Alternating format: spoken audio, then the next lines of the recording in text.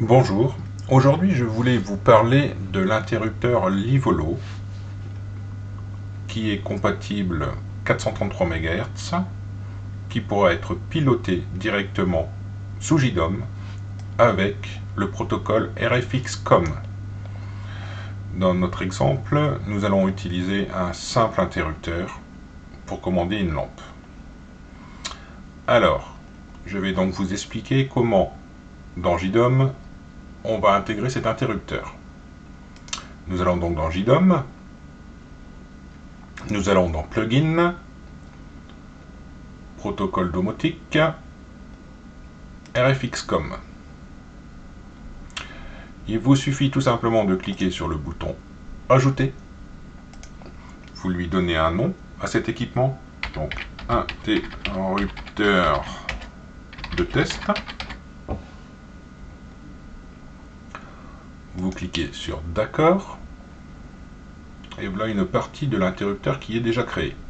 Vous pouvez vous apercevoir que un numéro ID a été donné automatiquement.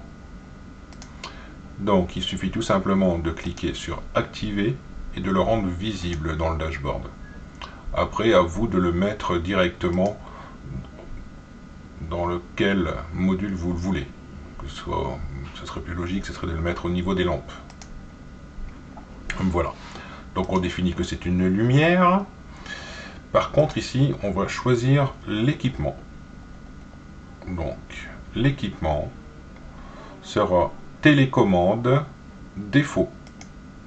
Voilà. Ayant fait ceci, on fait sauvegarder.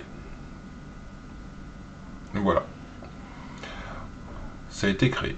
Maintenant, on va dans commande et là on voit hélas que la commande signal.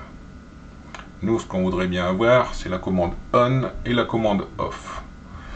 Il suffit tout simplement de les ajouter en cliquant sur le bouton ajouter. Je vais me permettre de repartir sur un bouton déjà existant. Je vais prendre par exemple celui de la chambre de Philippe. Voilà. Donc, voilà. Donc, il vous faut donc rajouter le bouton on en type action en y mettant ce code-là que je mettrai dans la description. Ensuite, vous créez le bouton off, toujours en mettant ce code-là. Une fois fait, vous enregistrez. Maintenant, il faut lancer donc la synchronisation entre l'interrupteur et le RFX-COM JDOM.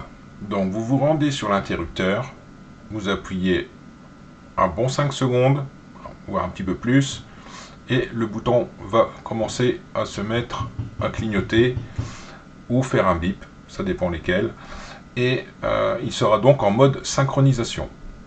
Donc le bouton étant en mode synchronisation, il faut revenir ici au niveau de la partie on et il faudra cliquer automatiquement sur tester. Le fait de faire ceci va envoyer une information au bouton qui va se synchroniser en fonction de votre numéro ID. Une fois fini, il ne vous restera plus qu'à faire sauvegarder. Votre bouton, en théorie, est terminé. Il vous suffit tout simplement maintenant de faire l'essai en cliquant sur On et sur Off. Voilà, j'espère que le tuto vous a plu.